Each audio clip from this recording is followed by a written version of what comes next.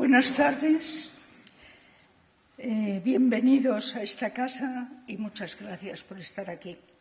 Gracias muy especialmente a nuestro ministro de Cultura y Deporte, el excelentísimo señor don José Guirao, que ha impulsado con generosidad y entusiasmo este ciclo y que tenemos el honor de tenerle esta tarde con nosotros.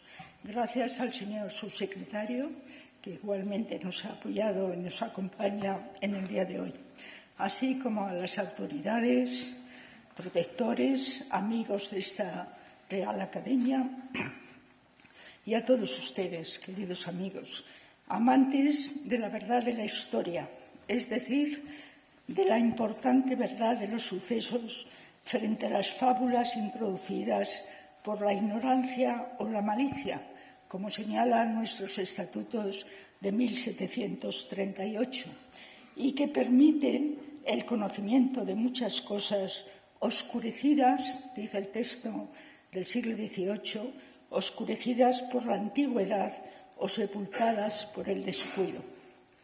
Ese es el deber y el oficio de esta Real Academia, designada en su momento oficialmente como cronista de Indias en ese mismo siglo XVIII.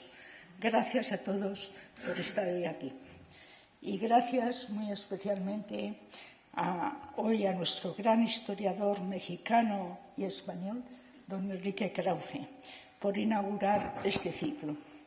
Es un honor para mí presentarle ante ustedes, aunque la mayoría conocen bien su impecable y brillante trayectoria académica y profesional.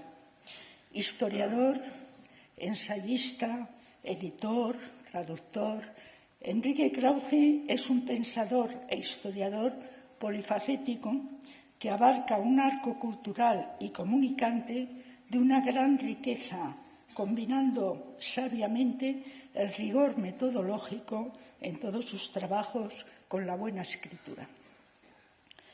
No quiero ocupar este tiempo precioso para escucharle relatando yo su currículum casi interminable. Ustedes lo pueden completar perfectamente a través de Internet o nuestras páginas web, pero sí quiero solo dar unas pinceladas descriptivas y una reflexión sobre algunos de sus núcleos en su oficio de historiador. Enrique Krause es miembro del prestigioso Colegio Nacional de México y miembro de la Academia Mexicana de la Historia desde hace 30 años aproximadamente. Ingeniero industrial por la UNAM desde 1969, su vocación por las humanidades le llevó al Colegio de México, en el que se doctoró en Historia en 1974. Ha sido profesor en universidades, por supuesto, iberoamericanas, norteamericanas, europeas, que en su currículum figuran y que no es el momento ahora para relatarlas. Vinculado profesionalmente y, si me permite, vivencialmente con Octavio Paz, fue secretario de redacción y subdirector de la imprescindible revista Vuelta, uno de los pivotes de la defensa de la libertad, de la democracia, de la razón y de los ciudadanos en nuestra cultura hispánica, a uno y otro lado del Atlántico desde aquellos años 70 o 60, 70 más bien, hasta finales del siglo XX. Enrique Krause ha sido también fundador y director de la editorial Clio a principios de los 90 y muy especialmente quisiera resaltar fundador y director de la revista Letras Libres desde 1999, con ediciones en México, en España y, por supuesto, en Internet. Para muchos de nosotros, Letras Libres es un referente actual y principal en todos los órdenes del pensamiento, de la ciencia, de la historia, de nuestros problemas contemporáneos y de los retos y dificultades de nuestros países.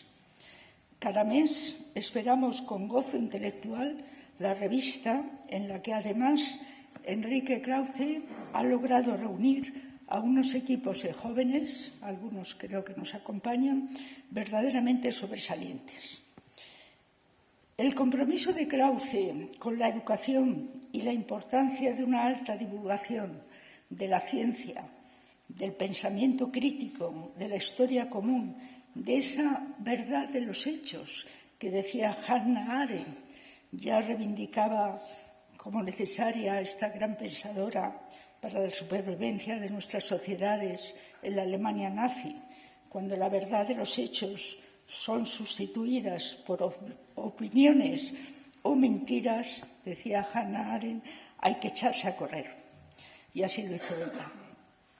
Esa preocupación de Krauze, decía, le lleva no solo a la investigación y escritura de sus importantes libros, ensayos, artículos y a su labor de editor de revistas como las mencionadas, sino que, como gran testigo de su tiempo, como gran perceptor de los tiempos que vivimos, no se le escapa el papel central de la imagen en nuestro tiempo. Es así editor de más de 250 documentales y productor documentalista sobre historia de Iberoamérica y de nuestro entorno hispánico. Intentar hacer la relación de sus libros y artículos traducidos a varias lenguas, la mayoría, nos llevaría demasiado tiempo ahora, pero libros como Caudillos culturales en la Revolución Mexicana, Mexicanos eminentes, Travesía liberal, La presencia del pasado, El poder y el delirio. Los clásicos filosóficos y políticos coinciden ahora con la neurociencia actual. Las ciencias experimentales están demostrando que efectivamente la pérdida del sentido de realidad desde los griegos y desde Roma, el peligro del poder, cuando pierdes esa realidad, es caer en la desmesura. De héroes y santos, sigo el nacimiento de las instituciones, del desencanto al mesianismo, etcétera, etcétera. Y uno de los últimos, en cuya presentación en la Casa de América tuve el honor de participar junto con John Juaristi y su autor, El pueblo soy yo. Un estudio ejemplar y apasionante sobre el populismo en la historia y en la actualidad, desde la demagogia que destruyó la democracia ateniense con Alcibiades, o el populismo en Roma, con ese personaje maravilloso de Coriolano, recogido por Shakespeare a través de las vidas de Plutarco y dramatizado de forma inolvidable, como todos recordamos, que Enrique Krauze propone como arquetipo del líder antipopulista de nuestro tiempo. Recomiendo siempre su lectura en todos mis seminarios. Obvio las numerosas distinciones y premios. Premio Nacional de Historia por el Gobierno mexicano en 2010, entre otros muchos. Y solo quisiera, para terminar, sintetizar en algunos puntos esenciales algunos núcleos de su oficio de historiador que mencioné al principio. Rafael Rojas, uno de los autores de Letras Libres, escritor asiduo y crítico lúcido y riguroso, señalaba cómo la historiografía de Enrique está atravesada por dos acentos básicos que comparto plenamente. Uno, la vindicación por Krauze del género biográfico como método de investigación y de la escritura histórica. Nada nos podía unir más a esta academia con nuestro gran diccionario biográfico electrónico del mundo hispánico que vertebra la historia alrededor de las personas. Las personas, en definitiva, somos quienes hacemos la historia día a día, altos y bajos, poderosos y ciudadanos del común. Y en la obra de Krauze siempre está este acento junto con la comparación con otros espacios, con otros momentos y el contexto cultural y material en el que se mueve cada biografía, cada persona tratada. En segundo lugar, insistía Rojas, y también lo comparto plenamente, como un acento característico de toda la obra impresionante de Enrique Krauze, la defensa del papel central de la historia en la difusión de una cultura cívica sin la cual es imposible la solidez de una democracia liberal de ciudadanos libres e iguales. La democracia, piensa Krauze, comienza por nuestra propia imagen del pasado. Historiador y testigo lúcido de nuestro tiempo, ha captado perfectamente que el tiempo de la democracia es también ahora para nosotros tiempo del populismo. Lo antiguo y lo nuevo siempre unidos. La historia no se repite, nunca es lo mismo, pero lo que sí se repite son nuestros errores. La ceguera de los seres humanos, su pulsión autodestructiva. Aprender de sus errores día a día y combatirlos, y para no repetirlos, estudiar el pasado en todas sus perplejidades y facetas es lo que nos propone. Los pueblos, escribe Krauze, siguiendo a uno de sus maestros y también el maestro de algunos de nosotros, como Robert Morse, no aprenden en cabeza ajena. Lo malo es que tampoco aprendan en la suya propia. De ahí la necesidad de humor, la necesidad de distanciamiento, porque los dictadores, dicen palabras de Krauze, los dictadores son adictivos. Ese ensayo que figura en este libro, El pueblo soy yo, de Calígula en Twitter, en fin, imaginen quién puede ser Calígula, en estos momentos hay más de uno, además, no tiene desperdicio. Una especie de fascismo con omnipotencia mediática, ese tsunami narcisista, lleno de mentiras, de paraísos prometidos que se convierten en campos de concentración históricamente y, sobre todo, caracterizados por el irrespeto a la ley. Krauze nos propone siempre con las leyes contra los caudillos. La historia, decía Cervantes en el libro primero del Quijote, la historia es ejemplo y aviso de lo presente y advertencia de lo porvenir. Para ello están los historiadores, para eso estamos aquí. Por ello, la veracidad de los hechos históricos que mencionaba antes es fundamental. Hannah Arendt frente a Carl Schmitt, tan actual todavía en nuestra cultura en el siglo XXI, con gran éxito, por cierto, en universidades chinas y desde luego lo tuvo en el franquismo. Lo malo es que su relato maniqueo, su discurso de división y odio entre amigos y enemigos, buenos y malos, pueda seguir vigente en nuestras democracias occidentales del siglo XXI.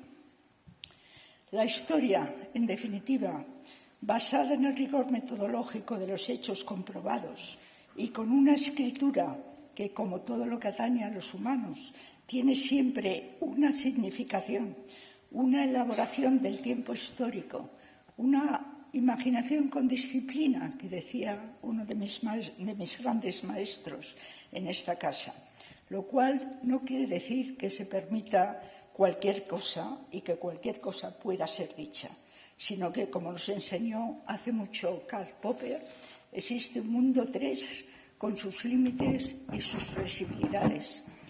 La necesidad siempre de hacer historia comparada, insisto, no solo el qué, sino el cómo y el por qué. El oficio de historiar, el rigor del método y la pretensión, la búsqueda de la verdad con minúsculas, como idea reguladora, como patrón ético y científico en lo que rige el quehacer del historiador. En este caso, el de nuestro invitado de honor, Enrique Krauze, hoy nos habla sobre una de las figuras más importantes de nuestra historia común, Hernán Cortés, descubridor, conquistador, explorador, estadista, gran negociador y también hombre culto y guerrero implacable. Un exponente de los que hemos llamado en historia gentes de brújula y de espada, que alternan las dos características, para bien y para mal. Nunca hay ganancias absolutas en la historia, pero para bien y para mal hicieron el nuevo mundo. Muchas gracias.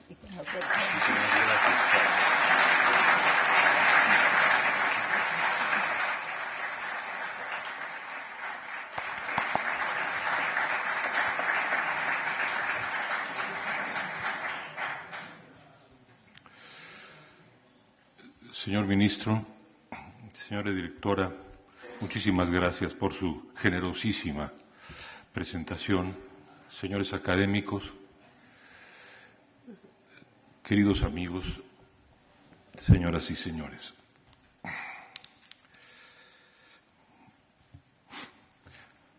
Con el objeto de inspirarme para esta ocasión tan honrosa, tan importante en mi vida, visité un par de días antes de viajar a España con mi esposa el Hospital de Jesús en la Ciudad de México. Y después de estar brevemente, encuentro que es una metáfora de lo que yo quiero transmitir a ustedes sobre la huella de Cortés a lo largo de la historia de México. Es una metáfora porque, en primer lugar, es una metáfora de permanencia, es una metáfora de continuidad, es una metáfora de abandono y es una metáfora de ocultamiento. De permanencia, porque si uno entra en ese edificio, que no es visible desde fuera, está rodeado de edificios funcionalistas y que no tienen mayor valor, tan pronto uno camina unos pasos, se encuentra con los dos patios intactos del siglo XVI en una atmósfera del Renacimiento. El Hospital de Jesús que fundó Hernán Cortés en 1529. Hablo de permanencia porque están allí los sólidos arcadas de esos patios. Está también el busto de Cortés que se esculpió en 1794 y que estaba allí en ese recinto hacia el fin de la era virreinal. Una metáfora de permanencia también, porque las oficinas son las mismas, el artesonado, las maderas, el espíritu todo del lugar da idea de que los siglos han pasado y no han pasado. Al mismo tiempo, hay una continuidad conmovedora y sorprendente. Me recibieron unos médicos con toda solemnidad y me explicaron que muchos de ustedes lo saben, pero es importante subrayarlo, este primer hospital ha operado continuamente a lo largo de casi 5 siglos. Es un patronato privado y me dijeron, modesta, humilde, pero con gran dignidad, humildemente, pero con gran dignidad, somos pocos los doctores, hay 43 pacientes, operamos 2 veces al día y dependemos únicamente de una junta privada. Permanencia, continuidad. Sin embargo, saliendo del recinto está la iglesia de Jesús, en donde lo primero que uno encuentra es la portada original de la Catedral de México, que fue removida y finalmente puesta en ese hospital, en esa capilla, en esa iglesia. Pero allí la idea que le queda a uno es de abandono. cables eléctricos, nadie visita el lugar. Hay incluso en el techo un mural del gran pintor mexicano José Clemente Orozco, completamente olvidado, ni siquiera iluminado. No había nadie, sobra decir, a las 10 de la mañana u 11 en la iglesia. Y finalmente, junto a la permanencia, la continuidad, el abandono, el elemento escondido, casi clandestino. Adentro, en un extremo, una pequeña placa que dice simplemente Hernán Cortés, 1485-1547. Me parece, salí de allí pensando, esta es la manera de leer esto, es lo que nos está diciendo sobre quién es, cuál ha sido la posteridad de Hernán Cortés y la situación de Hernán Cortés hoy. Permanece, continúa, pero también está abandonado y los mexicanos lo vivimos ese recuerdo como algo oscuro, callado, clandestino. Octavio Paz escribió: Cortés divide a los mexicanos, envenena las almas y alimenta rencores anacrónicos y absurdos. El odio a Cortés no es odio a España, es odio a nosotros mismos.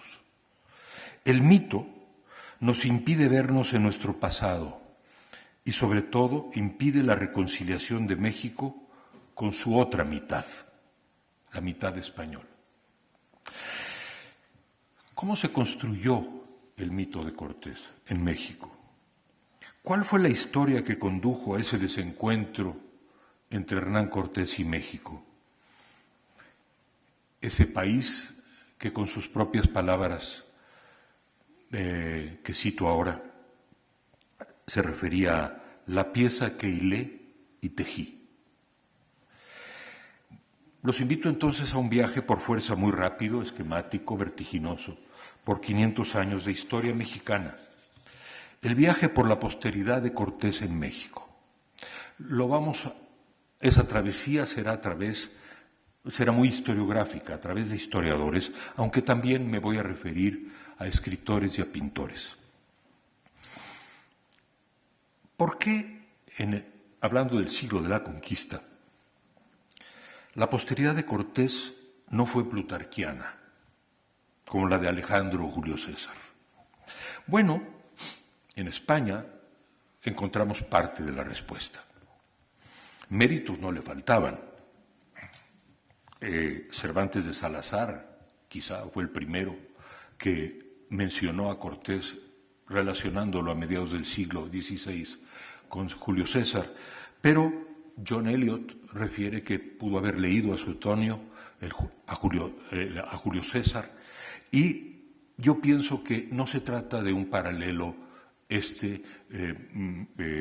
al que no le falte razón. Y sin embargo, ¿por qué? Si su hazaña fue incluso superior, puesto que tuvo que no solamente conquistar, sino interpretar y leer una realidad, una civilización absolutamente ajena, de la que no tenía indicios. También Moctezuma y los mexicas y los tlaxcaltecas se hicieron una pregunta similar: ¿quiénes son? Aunque tenían, digamos, cierta idea mitológica quizá de su carácter semidivino. Pero ¿quiénes eran los seres humanos que enfrentó Cortés? Esta labor de lectura, además de su proeza militar y su sagacidad política, que es casi un seguimiento de la lectura de Maquiavelo, que no hizo, pero Maquiavelo lo hubiese admirado.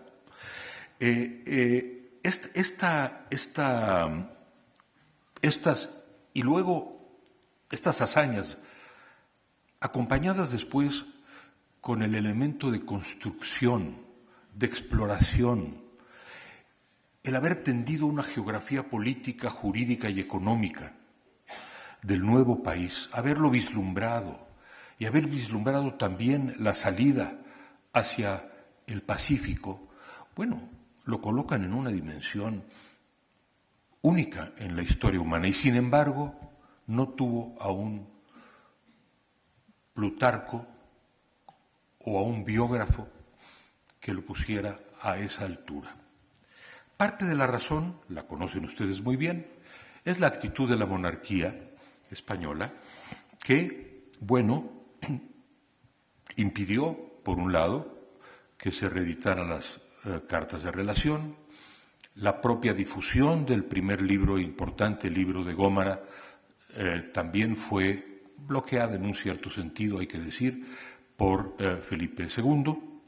Y desde luego el juicio de residencia, que fue un juicio interminable, que empezó en 1526 y no concluyó con la muerte de Cortés, o concluyó con la muerte de Cortés, pero no concluyó en el sentido de que el litigio, las partes en litigio, los temas en litigio del juicio de residencia se continuaron a lo largo de los siglos.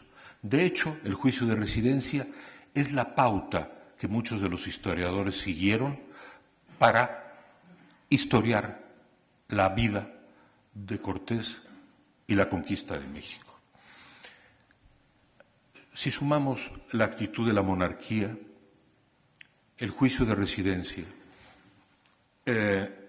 nos damos cuenta que ahí en España podemos encontrar algunas de las razones por las cuales Cortés no encontró en vida, y quizá tampoco después de muerto, el lugar que merecía. Pero la otra razón, muy importante, está en México. Y es que Cortés encontró una civilización, a diferencia de los colonos en Norteamérica, Cortés encontró una civilización profunda, variada, rica, compleja, un territorio densamente poblado. Esa civilización fue destruida en su aspecto militar, político, religioso, trágicamente también en el demográfico, debido a las enfermedades para las cuales no tenían elementos de inmunidad, pero sobrevivió esa civilización en buena medida en su organización social, económica y sobre todo cultural. En México es el país en donde el pasado no ha pasado, en donde el pasado es presencia viva. Los indígenas están allí, mermados, pero siguen allí. Y siguen allí también en la presencia de los mestizos, del mestizaje, que yo siempre he pensado es uno de los grandes regalos de España a México y de México al mundo. Además está el factor de Cuauhtémoc. En el gran drama de la historia cortesiana hay, como diría Octavio Paz, un mito negro, el de Cortés, pero también hay un mito blanco, el de Cuauhtémoc. Imaginemos que Cortés no hubiese sacrificado a Cuauhtémoc. A lo mejor el libreto de la historia y de la posteridad de Cortés hubiese sido distinto. No entremos en los detalles. El hecho está en que Cuauhtémoc, el último emperador de los aztecas, que se comportó de manera absolutamente digna y gallarda, diría yo, estoica, frente al conquistador, fue sacrificado en el viaje a las Cibueras.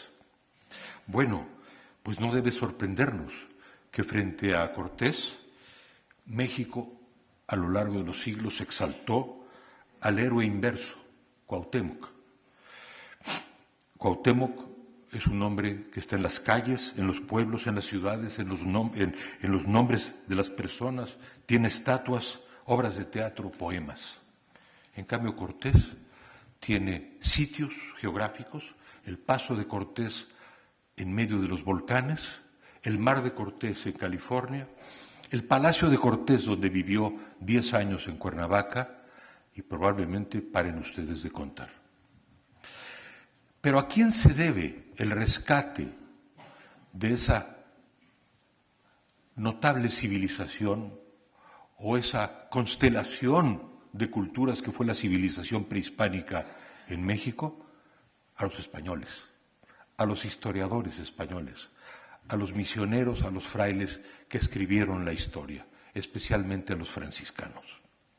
Entonces, parte de la explicación de por qué no puede haber una imagen, no puede haber, y yo creo que no debe haber, una imagen de puro bronce de Hernán Cortés es, bueno, porque enfrentó una gran civilización, venció a una gran civilización, conquistó a una gran civilización,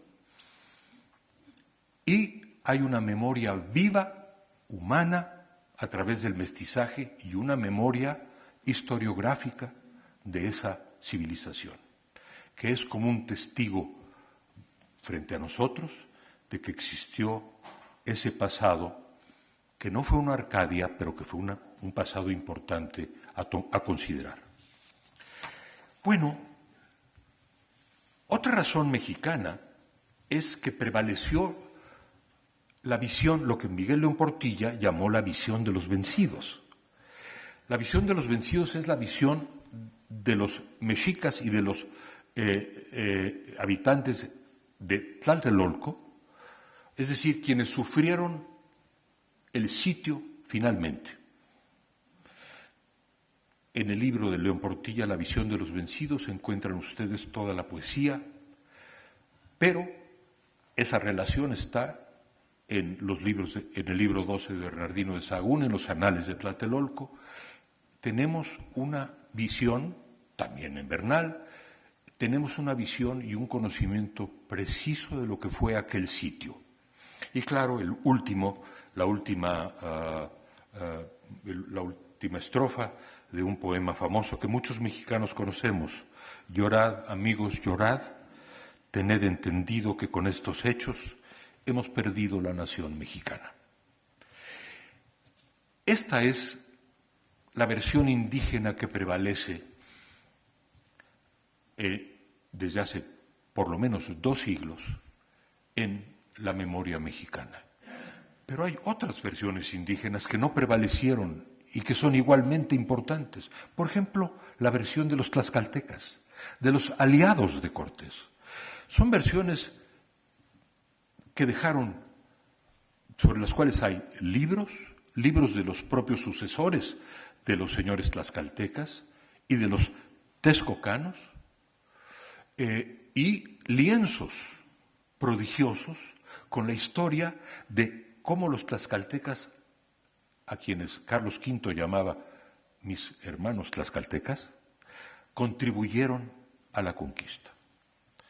Pues bien, el dato fundamental que quiero transmitir es que tampoco ayudó a la imagen plutarquiana, a la imagen de bronce de Hernán Cortés, el hecho de que prevalece en México la visión de los vencidos y no la visión de los aliados de Cortés, que fueron los tlaxcaltecas y los texcocanos, entre otros muchos, porque la gran alianza que logró Cortés y que explica en muchos sentidos el aspecto del triunfo militar, pues fue la participación de esos pueblos vasallos de los mexicas, y cuyos agravios son suficiente razón para dudar también de la versión arcádica del México prehispánico. Ahora bien, ¿quiénes fueron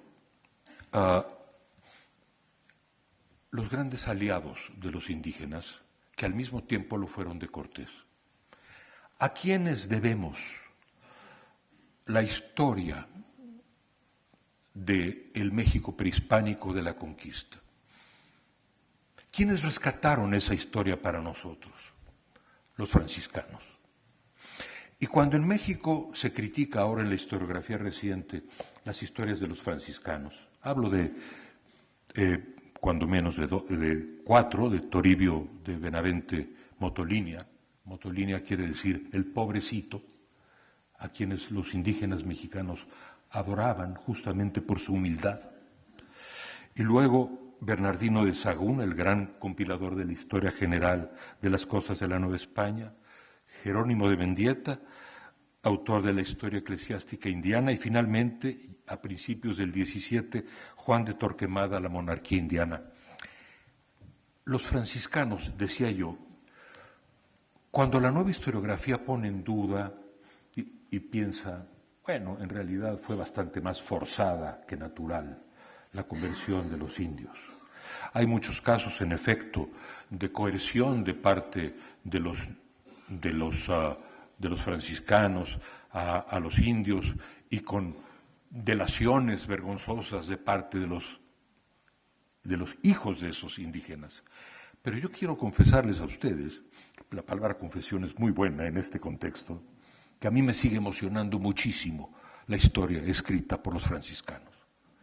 Yo creo que el mexicano tiene un alma franciscana, el mexicano del altiplano, que el alma mexicana y el espíritu mexicano es franciscano.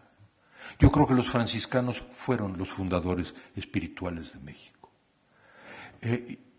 A mí me emociona, no importa si fueron 100,000 o fueron 10,000 los que finalmente lograron bautizar en un solo día en Tlaxcala.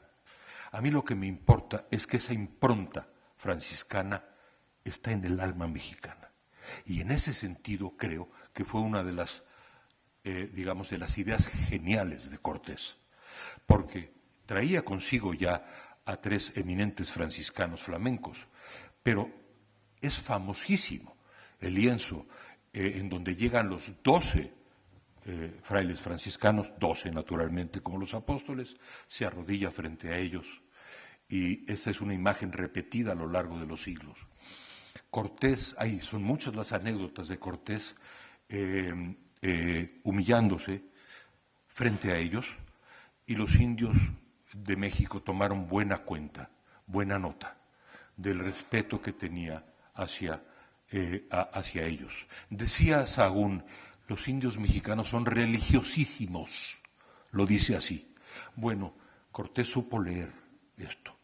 Y cuando Pedro de Gante, que llegó a México de Flandes con Cortés, y fue el que introdujo el teatro para enseñarles a los indios los evangelios, y la música, uno no puede más que conmoverse.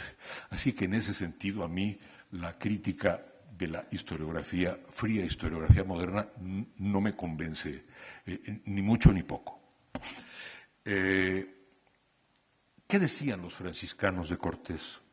Bueno, cristianísimo varón, fidelísimo caballero, en cuya presencia y por cuyos medios hizo Dios nuestro Señor muchos milagros en la conquista de esta tierra. El primero fue la victoria de nuestro Señor en la primera batalla que tuvieron contra los otomíes, tlaxcaltecas, que fue semejante al milagro que nuestro Señor Dios hizo con Josué, capitán general de los hijos de Israel en la conquista de la tierra de promisión. Tanto Sahagún, de quien proviene esta cita, como Motolinía, como Mendieta, como Torquemada, insistirán en esa lectura bíblica. México en clave bíblica. Es el nuevo Moisés, es el nuevo Josué, que vino a salvar de la tiniebla a los y de su religión sangrienta y hambrienta de sangre para alimentar el mundo, dicen ellos, que vino a salvarlos como Josué y Moisés al pueblo de Israel de Egipto. Entonces, esa lectura en clave bíblica del nuevo Moisés, del nuevo Josué, es la que prevalece en los libros fundacionales de los franciscanos. Pero notemos claramente que los franciscanos son el punto de unión entre Cortés y los indios de México. No solo los tlaxcaltecas y los texcocanos, no, de todos los indios de México, en particular de los mexicas. Es decir, los franciscanos, el haber leído el espíritu religiosísimo de los indios y haberlos vinculado con los franciscanos, tenemos un acto fundacional tan importante como el de los puertos, las ciudades o los caminos. Es la fundación espiritual de México.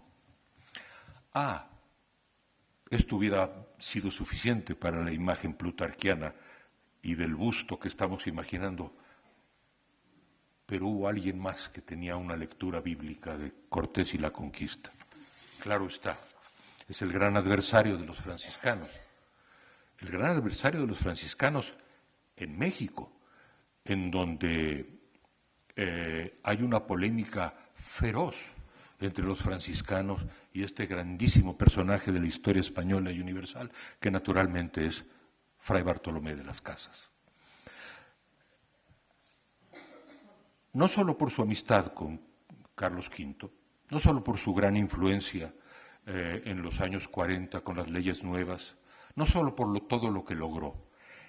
Una década atrás, Motolinía, el gran franciscano, le escribía a Carlos V. Llega rijoso por todas las ciudades y lo único que hace es recopilar horrores y maldades. Nunca ha dado una misa a pesar de ser obispo de Chiapa, ni ha convertido a nadie, desde luego, o más bien no ha bautizado a nadie. Esto lo dice con todo el agravio que es natural. Motolinía, que ha sido especialista en el bautizo masivo de los indígenas en las maravillosas, prodigiosas capillas posas que cualquiera que visite México puede admirar. Esas capillas externas en donde los indígenas mexicanos eran bautizados y oían misa y aprendían con el teatro y con la música. Bueno, esta oposición era irreductible. No, irreductible. Se encontraron, por cierto, Las Casas y Cortés. Y Las Casas apuntó, se nota el espíritu contrito y la culpa. Esto fue ya en los años 40. Y eso cree también su biógrafo José Luis Martínez, que la opinión de Bartolomé de las Casas pesaba en el alma. A pesar de sus amigos franciscanos, pesaba en el alma de Cortés. Pero esto es, y no debe de sorprendernos, lo que dice el que yo podría llamar el Jeremías, vamos a decir, en la lectura bíblica de nuestra historia, que es Bartolomé de las Casas. Esto es lo que dice de Cortés: capitán tirano, un usurpador de reinos ajenos, un criminal que merecía ser decapitado, y su empresa de conquista una abominación. Desde que entró a Nueva España hasta el año 30 duraron las matanzas y estragos que las sangrientas y crueles manos de los españoles hicieron continuamente, matando a cuchillo y lanzadas y quemando los vivos, mujeres y niños, y mozos y viejos. El siglo XVI, con la gran catástrofe demográfica, digamos, entre 1521 y principios del siglo XVII, mi primera conclusión termina con que tanto en España como en Nueva España estaban ya dadas las bases, los fundamentos de la problemática posteridad de Hernán Cortés, tanto en la narrativa española como en la mexicana, como en la indígena, como en el contraste y la confrontación entre la versión franciscana de la conquista y de Cortés y la de Bernardino, y la del padre de las Casas. Entramos ahora en el largo siglo barroco. Este es el gran siglo de Cortés en Nueva España. Bueno, con el tiempo aparece ya Bernal Díaz, aparece Herrera, aparece Bernal Díaz, y desde luego la obra de Solís, ya ha avanzado el siglo. Pero sobre todo Cortés se convierte en el héroe prototípico de los criollos mexicanos. Para empezar, del primer criollo, de su hijo, que en 1565 encabeza una extraña rebelión en la cual sus compañeros son cruelmente decapitados y en la que participa su hermano, su medio hermano, el hijo de la Malinche, llamado también Martín. Llamó Cortés Martín a sus dos hijos como su padre, en señal del amor que le tenía a ambos siendo uno hijo de Catalina y otro hijo de la Malinche. Este primer momento de la rebelión de Martín Cortés va a prefigurar la identificación de generaciones de criollos, voy a hablar de escritores criollos, de historiadores criollos, con la imagen de Cortés. Para empezar, el agravio de los criollos con respecto a la corona se proyectaba retrospectivamente en la figura de Cortés. También ellos eran relegados por los españoles peninsulares. También ellos buscaban el mismo reconocimiento. Reivindicaban, además, por razones muy concretas, las hazañas de sus antepasados para reclamar sus derechos. Y su actitud, reflejada, por cierto, en toda una poesía o literatura del resentimiento contra los peninsulares, nos llevan al conflicto central del virreinato, en términos, yo diría, políticos y culturales, que es el conflicto entre los criollos y los peninsulares.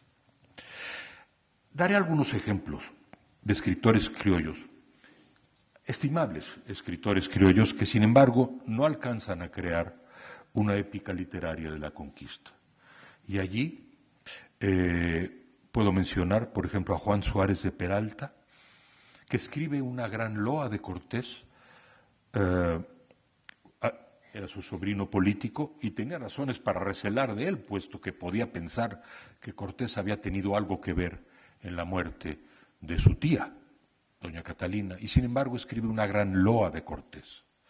Menciono también a Baltasar Dorantes de Carranza, escribe en 1604, cosas hechas con grandes fundamentos y con grande ánimo, ¿quién pudiera o osara fiarlas todas a la fortuna, arrojándose en tantas aventuras que parece imposible el efecto de ellas en tan buenos fines y gloria de su nación, y acrecentamiento de su casa, servicio y grandeza de su rey, con tanta grandeza y hechos tan milagrosos? Francisco de Terrazas es otro de los autores criollos que escribió sobre Cortés. Pero quiero detenerme en un muy importante polígrafo, investigador, editor, que reunió documentos imprescindibles de la historia indígena, llamado Carlos de Sigüenza y Góngora. Este personaje escribió un teatro de virtudes indígenas, ahí sí poniendo a los reyes indígenas a la Plutarco, como grandes héroes. Sufrió una decepción en 1692 con el primer gran motín indígena en la Ciudad de México. Comenzó a cambiar un poco su punto de vista. La idealización del pasado indígena contrastaba con el drama de ver actuar una rebelión muy violenta contra los españoles criollos o peninsulares en 1692. Pero con respecto a Cortés, escribe un libro memorable, se llama Piedad Heroica. Es la historia del Hospital de Jesús, del que les hablaba yo al principio. Y cuenta Sigüenza, con esa mentalidad barroca, que Cortés decidió erigirlo en el lugar en donde el emperador Ahuizotl, en tiempos del emperador Ahuizotl, se había vivido la terrorífica inundación de la ciudad. Y dice entonces Sigüenza, que además lo considera un héroe mayor que Eneas. Dice, el 8 de noviembre de 1519, en ese mismo lugar del Hospital de Jesús, empezó la inundación durante el reino de Ahuizotl. ¿Quién nos puede quitar el que ponderemos ser contingencia digna de reparo? El que donde experimentó México en su gentilidad tan dolorosa ruina, halle ahora para los católicos que la habitan providencia caritativa. En el siglo XVI, además, se inauguraron, o tuvieron su gran esplendor más bien, fiestas como el Paseo del Pendón. El Paseo del Pendón, en 1621, tuvo un momento de gloria. Era la salida del pendón que conmemoraba el 13 de agosto la conquista de México. Salía desde el Cabildo hasta la iglesia de San Hipólito, en donde todavía hay una placa que habla de los mártires de la conquista, en donde había sido un lugar de desdicha y de muerte para los españoles antes de la conquista. Y regresaban al Cabildo. Y dicen las crónicas de la época, había toros, se mataban 7, y no, había 9, pero solo se mataban 7, dicen las crónicas. Y luego se jugaba con cañas, era una gran fiesta, fue la gran fiesta de la época virreinal. Además, se pintaron cuadros como uno que estaba justamente en la iglesia de Jesús, a la que me refiero, al lado del hospital, que era el que pintaba la escena de San Hipólito y su martirio en Roma, y Cortés al pie de esa imagen, orante, presenciándola. La vinculación de San Hipólito con Cortés data de entonces. Y a partir de allí van ustedes a encontrar, sobre todo cuando viene el libro de Solís, una riquísima iconografía. Biombos, óleos prodigiosos, producidos a finales del siglo, en el siglo XVI, XVII y parte del XVIII, pinturas, óleos, biombos enconchados. Curiosamente, un gran historiador del Centro de Estudios Estéticos de México, Jaime Cuadriello, encontró esos cuadros arrumbados hace unos cuantos años y los exhibió. Llevaban arrumbados probablemente siglos. Otros de esos cuadros enconchados en México, estoy refiriéndome, o de biombos, existen en colecciones particulares y en algún otro museo. En todo caso, es un arte muy relegado. Conclusión de ese largo siglo barroco, bueno, fue el gran siglo de Cortés, sobre todo en Nueva España. Pero en España los grandes escritores del siglo de oro no escribieron sus hazañas. Decía Marcel Batallón y también Menéndez Pidal, que llama la atención que por cada 10 libros sobre los turcos o la situación europea había quizás una pequeña mención a América. Entramos en el siglo de la Ilustración y solo quiero mencionar que, por un lado, fue el siglo de la consagración de Cortés. Junto a la Catedral de México, quienes de ustedes conocen la catedral, hay una plaza en la que estaba una capilla dedicada a la capilla de Talabarteros, ya no existe, con 4 maravillosos lienzos sobre la conquista, el bautizo de los tlaxcaltecas, otros episodios de Cortés y finalmente relacionando la conquista con el advenimiento de la Virgen de Guadalupe. Estamos hablando de 1752. Y aún, y diría yo que ya el momento cumbre fue en 1794, cuando en el Hospital de Jesús, ven ustedes por qué hablo de que era una metáfora, está ya el cuadro de San Hipólito y Cortés y levantan un cenotafio. Y Manuel Tolsá, el gran escultor, hace una escultura de Cortés. Es aproximadamente el tiempo en que llega a México también la escultura ecuestre de Carlos IV y que nosotros en México llamamos el caballito. Termina el siglo XVIII y quiero notar un hecho importante en la cultura mexicana, la aparición del gran historiador Francisco Javier Clavijero, jesuita, expulsado naturalmente en 1767, que escribe su historia de México en Bolonia. Pero ya es una historia en donde, si bien trata con respeto a Cortés, los criollos mexicanos empezaban desde hacía tiempo a gravitar más en la herencia indígena. Ya los criollos no necesitaban la apelación a Cortés y comenzaban a apelar mucho más a la herencia indígena.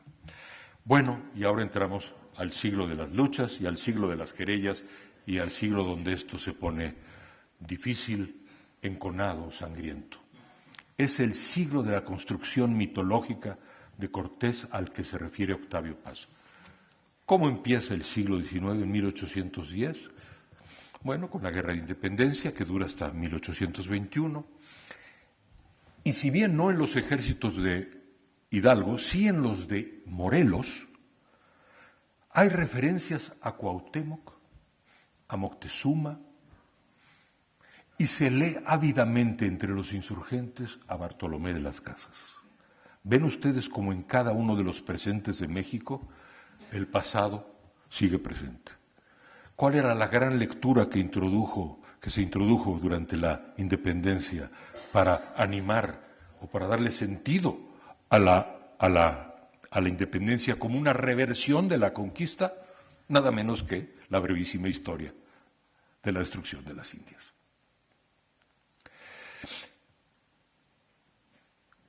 Hubo un momento mágico en la historia mexicana, 1821. Ese número 21 es algo que voy a traer a cuento y créanme que no tengo nada de cabalista.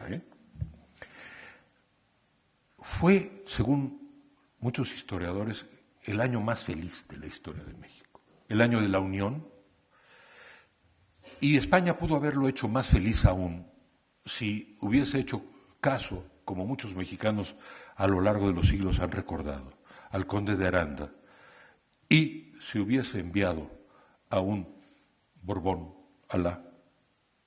al trono de México. No lo hicieron. Iturbide, el emperador, digamos que lo coronó el Congreso, era una coronación sin legitimidad y no es casual que haya tenido que abdicar 2 años después. Octavio Paz me decía alguna vez, Enrique, convénzase, México nunca se consolará de no haber sido una monarquía. Esa frase me quedó grabada. No hubiera necesitado consuelo, pero si España de haber actuado de otro modo, pero en la historia los hubieras no existen. Aunque sirve pensar en los hubieras, sirve pensar qué hubiese pasado si, los futuribles, como se decía. Bueno, el mismo año que abdica Iturbide, el Congreso de México pide que se queme el cenotafio, que se extraigan los huesos y se esparzan, y se destruyan y se queme toda huella de Cortés. Desde luego la famosa, la capilla de la Talabartero se destruye pronto. Un importante político de la época, que va a ser el personaje del 19 para nosotros, Lucas Alamán, se da cuenta y salva los restos de Cortés y los esconde. Manda a la descendencia de Cortés en Palermo el busto de Cortés y lo esconde. Lo esconde hasta que es redescubierto en 1947. Ahí empieza una etapa en la que los criollos, es la última etapa de los criollos ya no novohispanos, sino mexicanos. Y el personaje central es Lucas Alamán. Lucas Alamán había vivido la independencia, un criollo que vive la independencia, que ve la destrucción, la gran matanza de la Alhóndiga de Granaditas. Y en los años 40 empieza a escribir sus disertaciones sobre Hernán Cortés. Y solo diré que es una delicia leer las cartas entre Lucas Alamán y William Prescott, que además en la que también interviene el primer embajador español, Ángel Calderón de la Barca, y la famosa esposa de Ángel Calderón de la Barca, la marquesa Calderón de la Barca. Todos son amigos, no se conocen. Prescott debe muchísimo a la marquesa Calderón de la Barca y le debe mucho a Lucas Alamán. Y cuando salen las dos historias, son historias complementarias. Prescott tiene a Cortés como una gran hazaña, como un héroe romántico, y Lucas Alamán escribe una historia del Cortés que debemos recuperar estos años, sobre todo, el Cortés posterior a la conquista. Es el constructor, el edificador de la ciudad, el constructor y edificador de ciudades, de caminos, de puertos, de rutas de navegación, de un orden jurídico, el que trae una nueva cultura material, plantas, animales. Es estrictamente, dice Alamán, el fundador de México. Curiosamente, otro criollo muy famoso, el doctor José María Luis Mora, un liberal, el fundador del liberalismo en México, está de acuerdo con Alamán. Está en desacuerdo con Alamán en todo, un conservador y un liberal. Pero en la estatura de Cortés está de acuerdo. Digamos que para los criollos siempre mantuvieron, esto es lo que hay que decir, una fidelidad a Hernán Cortés, un apego y un amor a la figura de Hernán Cortés. La gran paradoja de Lucas Alamán sería la siguiente. El libro que ayudó tanto a que se escribiera, el de Prescott, se volvió el libro de viaje preferido de los invasores de Estados Unidos en la invasión a México. Y dice Lucas Alamán, no sin ironía, le escribe a Prescott: vienen los soldados muy contentos aquí con su Prescott y me piden ver el retrato de Cortés en el Hospital de Jesús que Alamán administraba, porque administraba los bienes de la descendencia de Cortés. Y yo se los enseño. ¿Quién hubiese pensado, decía Alamán, quién hubiese pensado que es bonita la cita? Dice, el día 3 del próximo diciembre de 1947 se completan 3 siglos cabales de la muerte de Cortés. ¿Quién hubiera podido pensar en aquella época que a los 3 siglos de la muerte del gran conquistador, la ciudad que él sacó de sus cimientos había de estar ocupada por el ejército de una nación que entonces no había tenido ni el primer principio? Con eso termina la historia criolla de Cortés y empieza una historia intrincada, difícil, dolorosa, porque en México no vuelven ya los criollos a gobernar.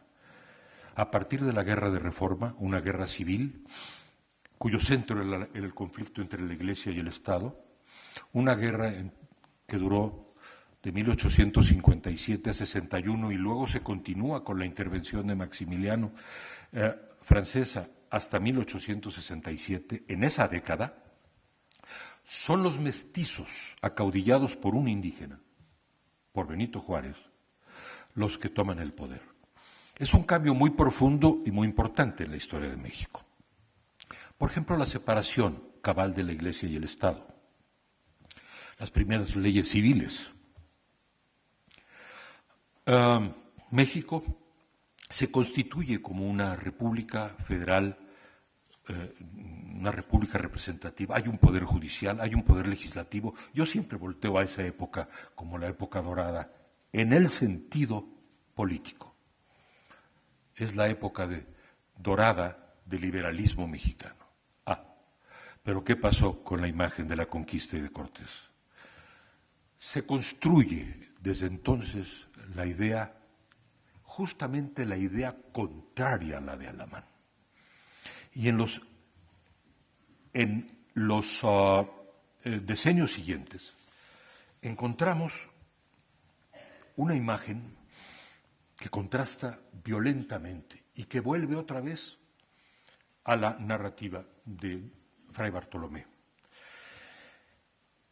Esto escribe Ignacio Manuel Altamirano, indígena puro, que es el fundador de la cultura nacional mexicana, editor, poeta, novelista, un hombre que admiraba enormemente a los franciscanos. que se declaraba guadalupano. Él decía a la Virgen de Guadalupe, cuando todo nos divide a los mexicanos, cuando menos tenemos a la Virgen de Guadalupe. Pero fíjense la imagen de Cortés.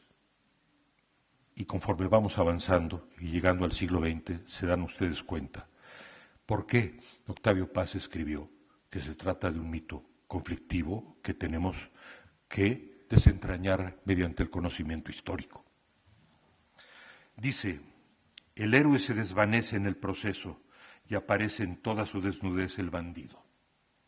Un bandido astuto, audaz, mañero, a quien favoreció la fortuna y coronó el éxito, pero siempre un bandido.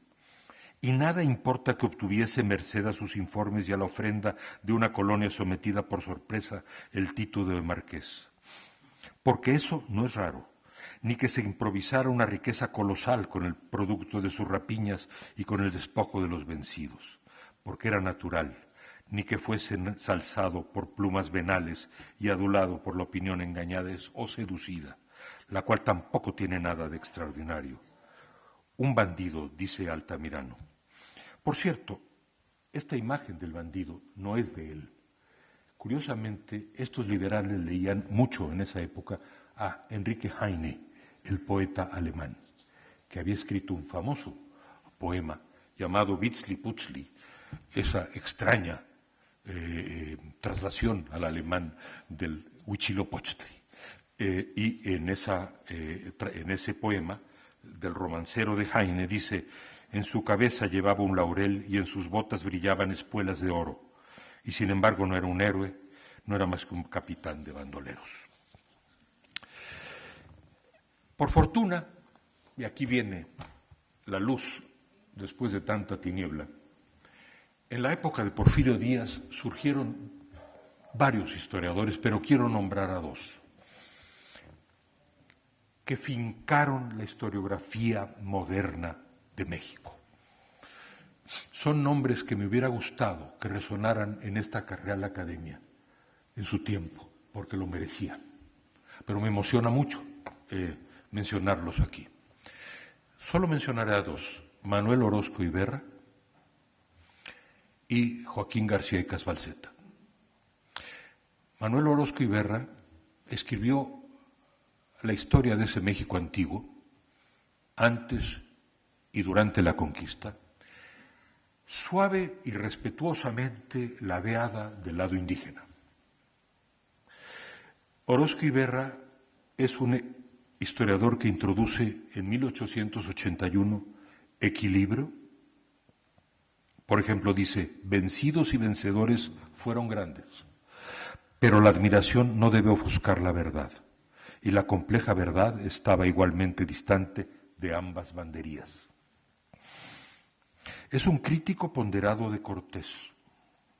Dice, don Hernando supo aprovecharse de las pasiones dominantes, darles dirección, emplearlas para su provecho, se sometió a los indios con los indios. Muchas de las hipótesis que estamos manejando ahora en la historia en el siglo XXI están ya en Orozco Iberra. Lo que pasa es que siempre se olvida, hay que volverlos a leer. Son nuestros clásicos.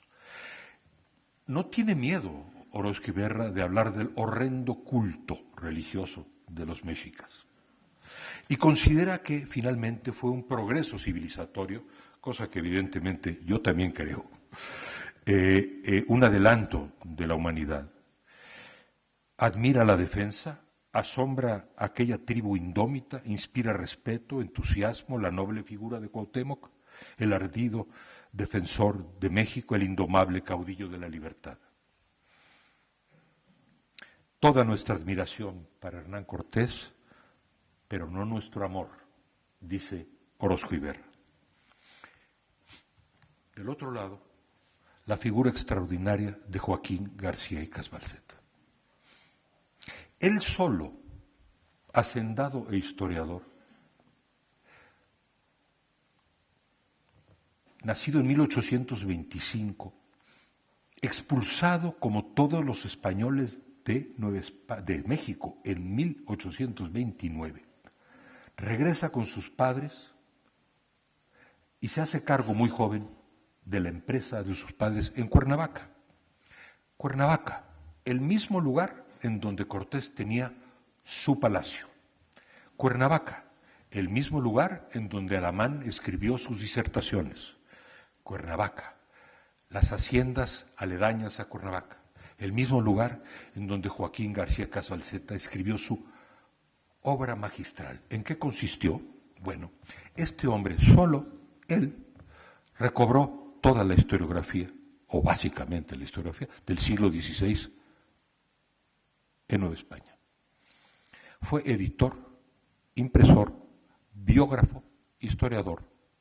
Escribió sobre todos los temas que ustedes se imaginen, no me llevaría sobre la catedral, la historia de las profesiones, los colegios, los autos de fe, los agustinos, la historia económica, los provincianismos mexicanos, centenares de retratos de tiempos de la conquista y sobre todo un estudio histórico en donde, en la antípoda de Orozco y Berra, defiende la conquista, pero la defiende con argumentaciones de una solidez de un hombre que llevaba 50 años estudiándola.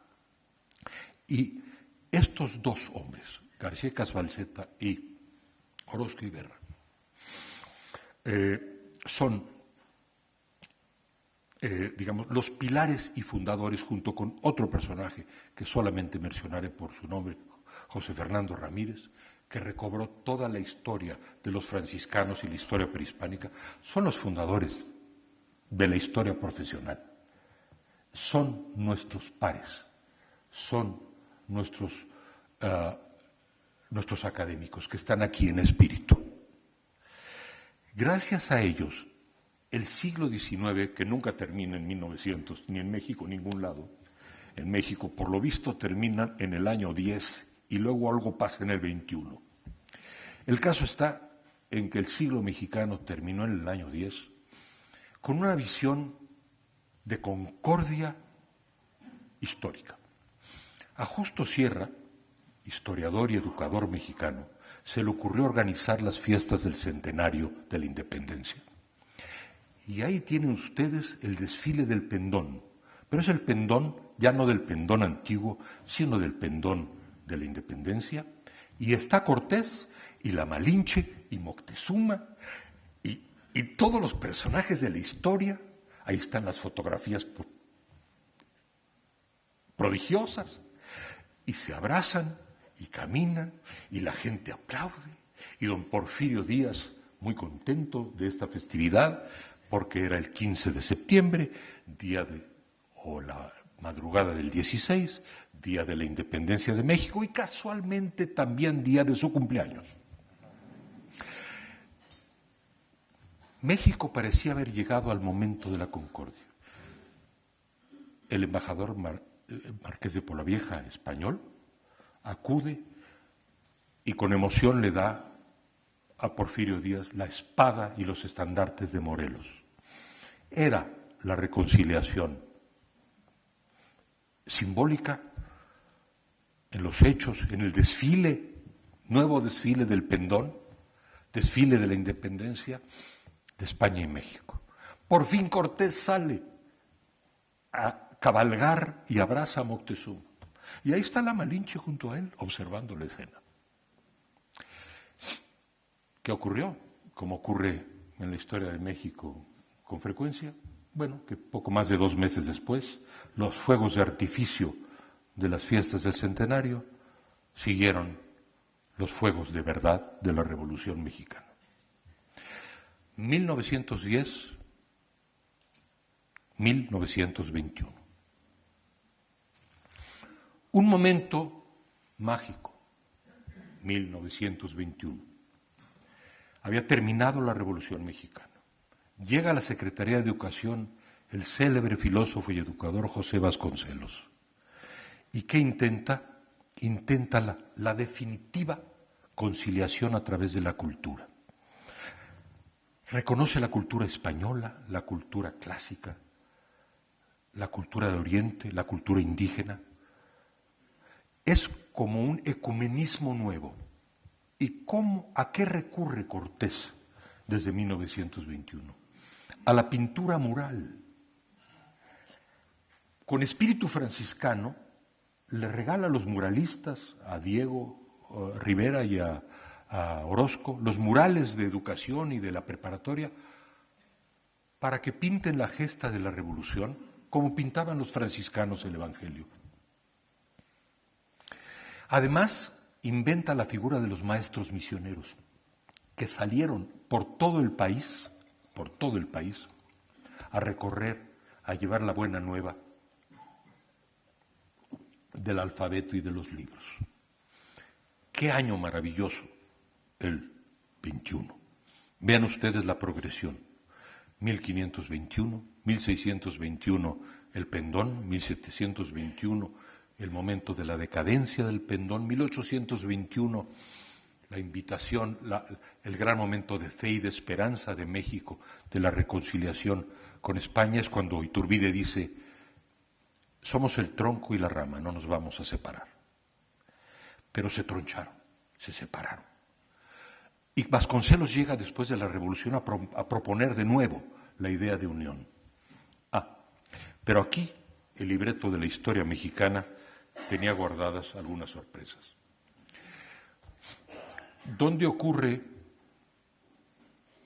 la residencia de Cortés? Es decir, ¿dónde vive Cortés en los años del siglo XVI en México? En Cuernavaca. ¿Dónde vive Alamán? En Cuernavaca. ¿Dónde vive García Casbalceta? En Cuernavaca y sus alrededores. ¿Y qué es lo que ocurre en el año 10 a 20 en México, alrededor de esa ciudad y de ese estado? La rebelión de Zapata. Esa rebelión de Zapata es leída en México como una nueva venganza o reversión de la conquista. Si no fuera porque no creo, o más bien no quiero creer en los ciclos históricos, algo hay ahí, pero no quiero creerlos porque creo en la libertad. Los que sí creyeron en esos ciclos fueron algunos historiadores indigenistas y en particular Diego Rivera. Y los murales que Vasconcelos considera vergonzosos en el Palacio de Cortés en Cuernavaca, de 1929-31, los dibuja Cortés justamente con la idea que no es históricamente real, que es justamente alimentar el mito de que Zapata es es el nuevo Cuauhtémoc, vamos a decir, es la nueva encarnación de la rebelión indígena contra los hacendados, contra los que muchos de ellos eran españoles. Era una cierta profanación del Palacio de Cortés, profanación que sigue en el Palacio Nacional con la imagen de un Cortés francamente deforme e incluso sifilítico. Y le preguntaron a Diego, ¿por qué sifilítico? Bueno, porque hay un doctor forense que al ver los huesos de Cortés que habían sido descubiertos en 1947, dictaminó que eran sifilíticos. Bueno, pero lo que ocurre es que ese doctor no los tuvo en las manos ni los examinó. Bueno, yo le creo al doctor. ¿Se trataba de qué? De alimentar el mito. Otro pintor mexicano, José Clemente Orozco, pinta la más impresionante figura de la Malinche y Cortés juntos, desnudos, y a los pies un indio muerto. Octavio Paz, de joven, en la preparatoria de San Ildefonso, en el viejo colegio jesuita de San Ildefonso, veía esa imagen. Y todos ustedes que hayan leído El laberinto de la soledad recordarán la imagen de la Malinche, la idea de que el mexicano es un ser solitario y aislado, porque rechaza al padre y también a la madre, que es la Malinche, se queda solo. Ahí yo difiero con todo respeto de mi maestro. Yo creo que en El laberinto de la soledad Octavio olvidó algo muy importante, olvidó el mestizaje. En efecto, está la imagen de la destrucción, pero ¿y la imagen de la construcción? Y todo el mestizaje, dejemos el mestizaje étnico tan importante, el mestizaje cultural del que México es, yo creo que es uno de los grandes ejemplos universales y un legado, como he dicho, de España a México y de México al mundo. Ese mestizaje es, pienso yo, el tema que faltó en el laberinto de la soledad. Y entonces cuando Octavio Paz dice necesitamos volver a la historia y abandonar el mito, quiero traer a cuenta finalmente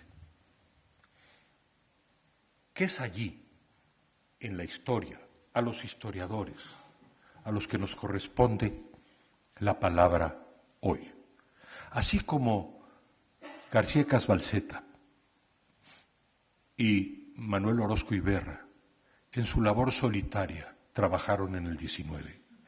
Así en México, gracias a la labor de Silvio Zavala, de José Gaos y de nombres españoles quizá olvidados en España, pero que deben recordarse, como Ramón Iglesias, como José Miranda. Una generación de historiadores mexicanos recobró el siglo XVI, el XVII, el XVIII, una extraordinaria aportación de estudios históricos a partir de entonces. Estos son los fundadores sobre los que vamos a arraigar nuestra actitud en estos años que vienen, frente al mágico año de 2021.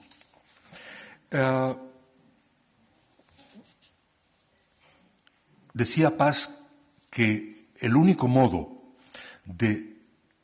el mito, dice, nació de la ideología y solo la crítica de la ideología podrá disiparlo.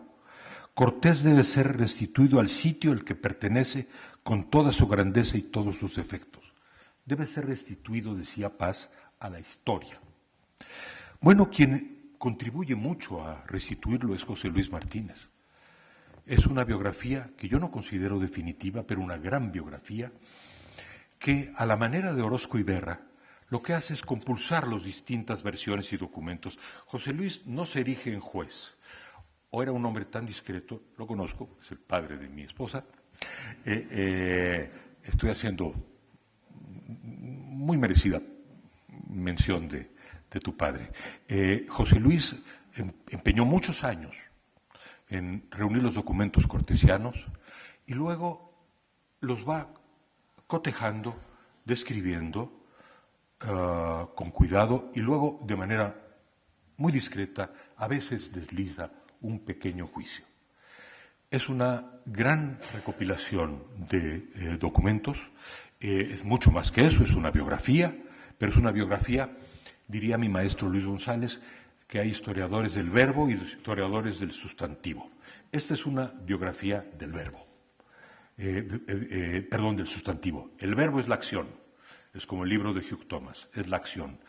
Yo creo que ese libro de acción todavía nos está faltando. Que, para finalizar, ¿cómo vislumbro el año 2021? 1521, 621, 721, 800, 900. Lo veo como una gran oportunidad, como la hora de los historiadores. Y aquí creo que debemos de luchar porque la historia no se politice.